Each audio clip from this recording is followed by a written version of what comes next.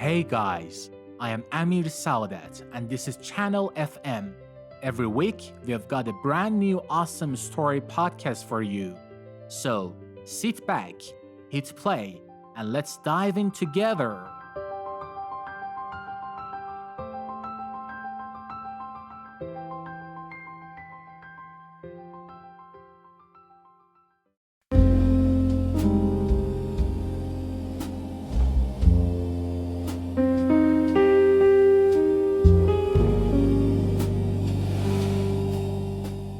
Welcome back to Shadows of New York, the crime drama podcast novel where the rain never stops and the city moves in straight lines.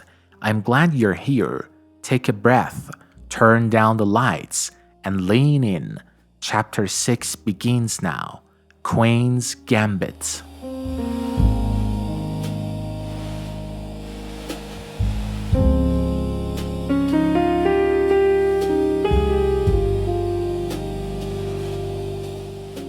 Rain over Queens. The storm came sideways in Queens, pinning trash to fences and pulling sirens into long tired howls. Tommy Rivera moved under the 7 train tracks, where the rain broke into needles. He hadn't slept, hadn't eaten, hadn't done anything except replay the switch he had made at Pier 47, Box 17. Ledger inside, curve drawn. Curves get noticed. He could feel the noticing on his skin. At the corner bodega, the neon open sign hiccuped. A man with a black umbrella stood just inside the doorway. Rook stitched neat as a thread. Tommy kept walking, head down, hands empty, heart not.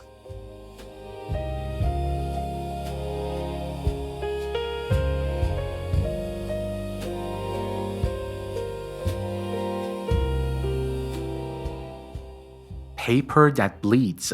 At the precinct, Michael Reid watched a tech in blue gloves turn the ledger's pages like they were pages of a holy book. Each sheet was black, edges gilded, writing pressed so deep the letters held their own shadows. Umbra LLC sat at the top of columns that forked like river deltas into shell companies, then back into respectable banks with atriums and holiday choirs. Codes in the margins, the text said, looks like a routine shorthand. And these numbers, they are tram schedules, not bank codes. Michael frowned. Tram? To Roosevelt Island, the text said. Every third line matches tonight's last 4 trips. Michael blinked the rain out of his head. They move money in the air.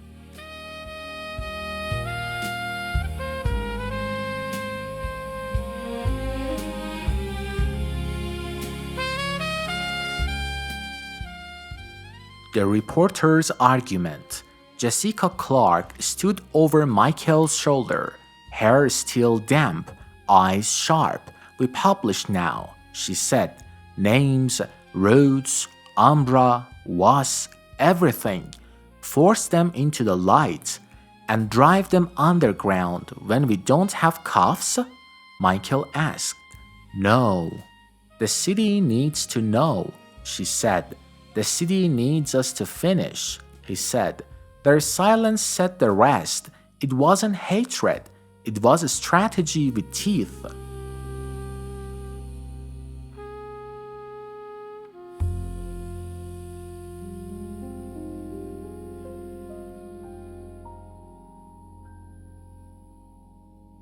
Was in a hall of mirrors. Elias Voss had never been sloppy. That's why sloppiness terrified him now. He studied himself in the mirrored wall of his Upper East office. Suit perfect, smile practiced, pupils just a hair fast. His phone lit with a message from a number that never stayed the same. 17 was cute. He typed and deleted the only reply he wanted to send. I am out, then settled for nothing at all. The mirror gave him back a man who had chosen craft over conscience and found out that craft bleeds. He picked up a Rook pin from his desk and slid it into the drawer. It looked better with the dark closed over it.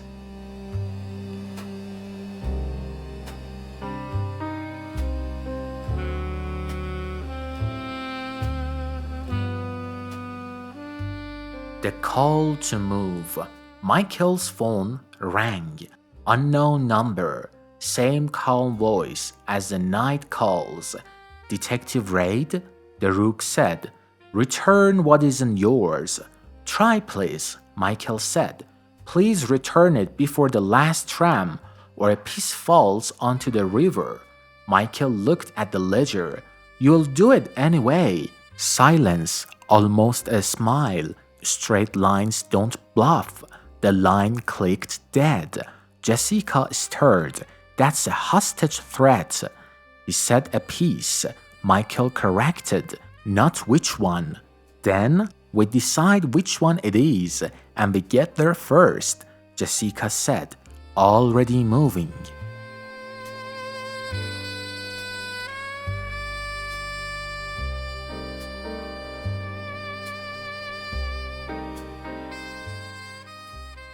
Tommy's errands. A text found Tommy. Roosevelt Island. Last tram. Bring yourself. He laughed. A low cracked sound. The rain had taught him to obey or vanish. He was fresh out of vanishing. He sent a single word to the only number he trusted, his cousin Luz, then turned off the phone and let the rain erase the decision. Under the tracks, a man fell into step beside him. Leather coat, umbrella hooked, Rook stitched. You run curves, the man said. Tonight we draw a line for you. Tommy didn't answer. His silence was the only currency he had left.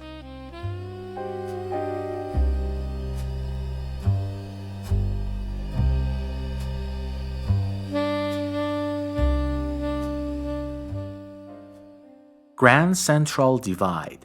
Jessica reached Grand Central before Michael, eyes on the ceiling constellations, mind on the ledger's tram codes.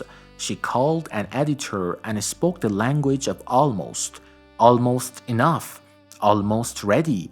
Almost safe to publish. The editor said what editors say. When the truth outpaces the law. Hold for one more beat. Michael arrived with the ledger zipped into a neutral bag that screamed evidence only if you knew how to listen. We do this my way, he said. We do this the right way, she said. Same thing, he said. Not always, she replied.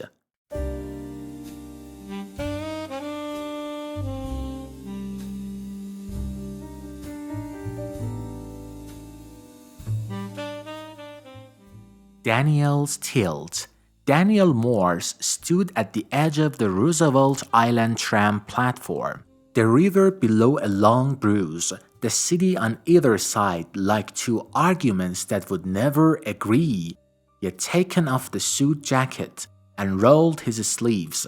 The paper crown from Pier 47 lay crushed in a trash can by his foot. He felt eyes on him before he saw the men. Umbrellas closed, hands empty, faces forgettable. One nodded toward the tram car. Return what isn't yours, the man said. I don't have it, Daniel answered. You have you, the man said. You will do.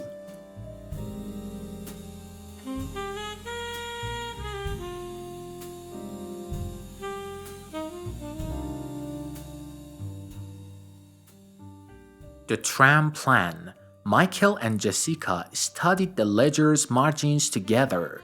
Each tram chime had a small mark next to it. A rook for odd trips, a crown for even. The last trip, 12:40 a.m., carried both. What does both mean? Jessica asked. A trade, Michael said. or a demonstration. They set the board, Michael on the Manhattan side with a commandeered radio and a pair of uniforms, Jessica on the Roosevelt platform with a press badge that sometimes worked like a shield. The plan was not to improvise, which means they would.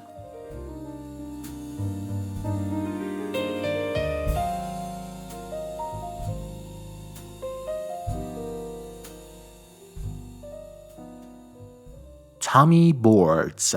Tommy stepped into the tram car at 59th Street, the cabin bright and strangely intimate. Strangers pretending they had nothing in common except gravity. Two figures with Rook umbrellas entered behind him and stood with the hungry patience of men who had practiced waiting. The doors slid shut. The tram hummed forward. A glass room suspended over a river that didn't believe in redemption. Tommy slid his hand into his hoodie pocket, felt nothing there. No card, no key, no plan, just breath and the stubborn will to take one step. He looked out at the city and tried to memorize the lights, just in case.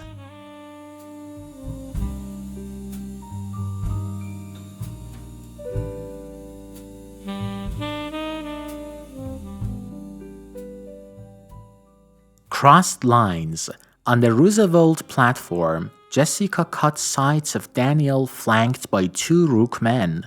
She moved, slow and normal, the way reporters do when every step is a question. Daniel met her eyes for the first time without a lie. "Don't get on," he said. "I wasn't invited," she replied. The tram car slid toward them, a soft animal caged in cables.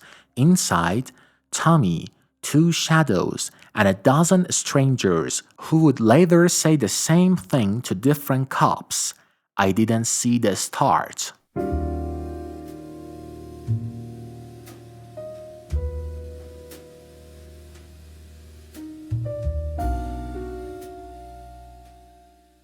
The Rook's claws. The tram doors opened. A third man stepped on.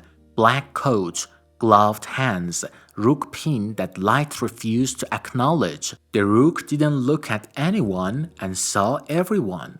"Return what isn't yours," the Rook said to the air, to the city, to the ledger sitting in a bag across the river. The word left Frost where they passed.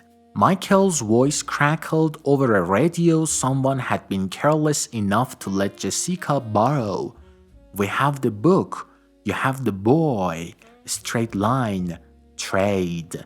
The Rook smiled a shape that wasn't warmth. "No, straight line, lesson." The doors slid shut. The tram pulled away from Roosevelt and Manhattan and took the middle.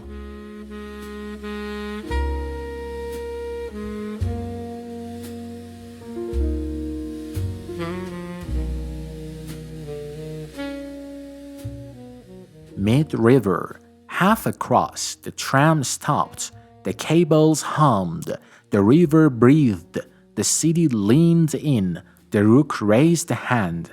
One Rook man placed a small box on the floor. Matte black, gold crown stamped on top. Another Rook man turned a valve hidden beneath a floor plate. The car filled with a saffron whisper. Faint, medicinal. Panic moves in curves. The Rook stood in a straight line. "Calm," the Rook said softly. "This is brand, not harm." Tommy's mind flashed to box 17, to ledgers soaked in the same scent. He moved across the floor in a line the Rook didn't expect. Toward him, the nearest Rook man reached. Tommy slipped. A curve again. A hand missed. The box skidded. The lid popped. A key inside sparked under a fluorescent light.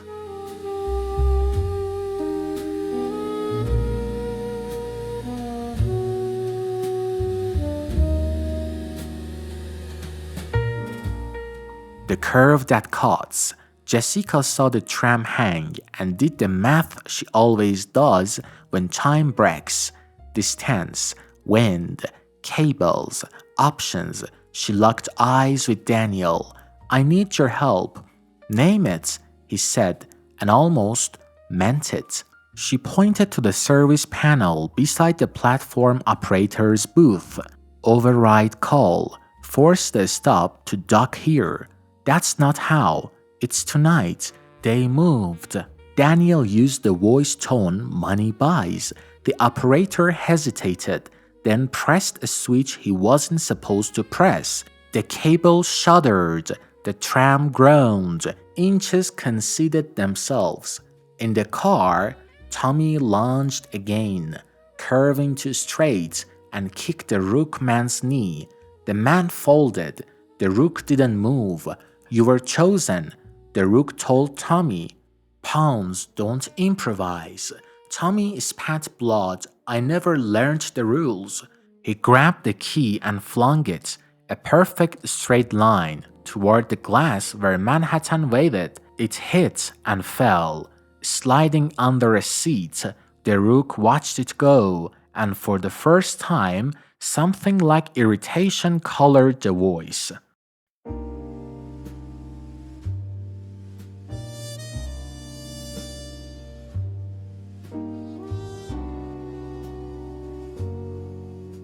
Manhattan Pool. Michael saw the tram shudder closer, foot by foot, as if the city itself tucked the cable in its teeth. He spoke into the radio. When that door opens, we take the black coats first. No shots, unless you see God. Copy, a uniform said, which meant we will try. He lifted the bag with a ledger inside and felt the weight of paper that could drown men.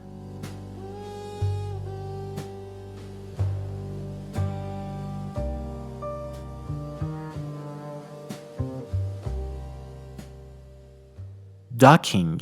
The tram thudded against the Roosevelt side. Doors hissed. The Rook looked at Jessica through glass for a fraction that pulled time wider. No glare, no threat, a measure being taken. The doors opened. Michael's team moved from the Manhattan side. At the same moment, Jessica's body moved from the Roosevelt side, and the Rook's men moved from everywhere. Straight lines collided. Noise exploded. Paper crowns in someone's tote flew into the air like a surrender. Tommy hit the deck. A Rook man grabbed his hood and pulled.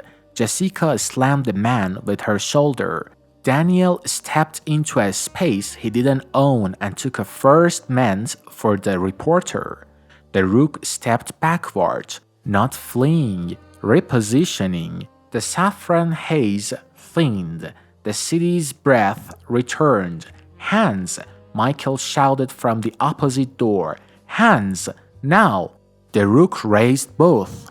Palms open. Expression composed. Detective, the voice said. Return what isn't yours. Michael nodded toward the bag. Trade, he said. Now. For him, the Rook asked, tilting toward Tommy. For everyone on this car, Michael said, or you go down for terror instead of craft. The Rook considered, then the tiniest nod. Next move is yours, detective. Good, Michael said.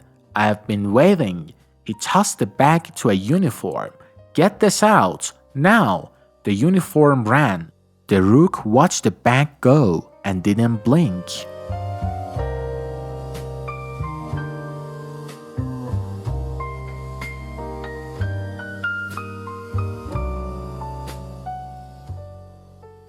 The vanish. Chaos has rules. One is, when two doors open, the man you want chooses the third that wasn't there a moment ago. A maintenance hatch swung, and the Rook slipped through with a grace that said patience. A Rook man tossed the black box like a grenade. It hit. burst into saffron, eyes watered, the world turned to curry and static. By the time the air cleared, the Rook was gone, but Tommy was not, Jessica was not, and Daniel sat on the tram floor breathing like a man who had just argued with death and lost the debate but kept the podium.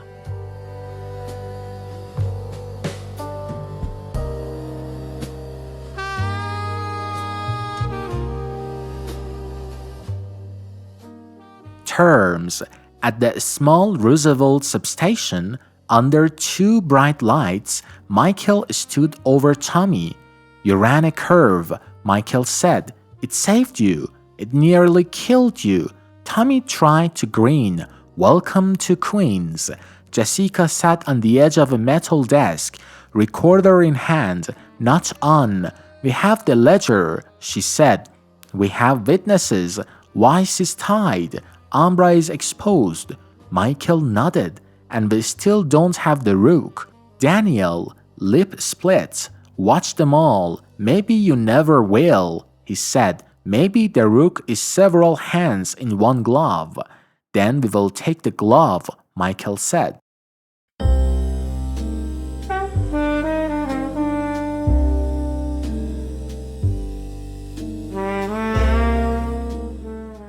Check for Voss. An hour later, officers escorted Elias Voss out of his boutique lab, wrists cuffed in stainless that reflected his own confusion back at him. Jessica filmed silent. Steady. Voss's smile had finally run out of places to leave. "Elias Voss," Michael said, "you're under arrest for conspiracy to launder and obstruction. We will discuss your Rook later." Voss looked at the camera, then at Michael, and decided which scared him more. "You have made a mistake," he said. "Only one?" Michael answered. "Progress."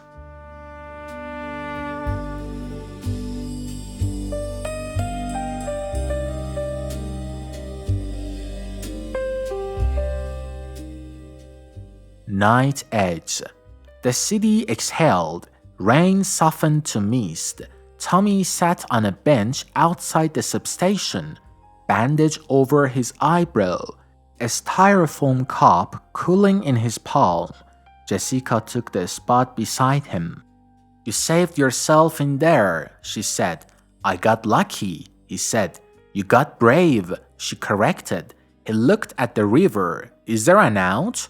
"There is a testimony," she said, "and there is witness protection if we can make someone believe Umbra draws blood."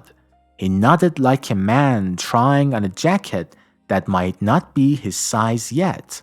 Across the river, Daniel stood alone on the Manhattan side, jacket back on, tie straight. He took the crushed paper crown from his pocket, unfolded it badly, and let the wind take it. Gold flake clung to his fingers like guilt that knows where to hide.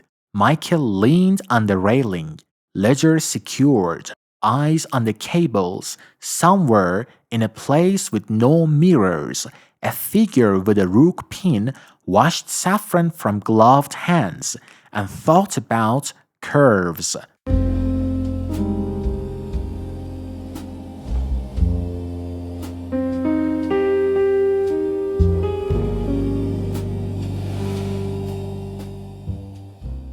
Thanks for riding the tram with us in Chapter 6, Queen's Gambit. If this left your heart on the cables, subscribe, like, and share. We publish one episode every week. Don't miss Chapter 7 because Crossfire doesn't ask permission. Until the next time, stay in the dark.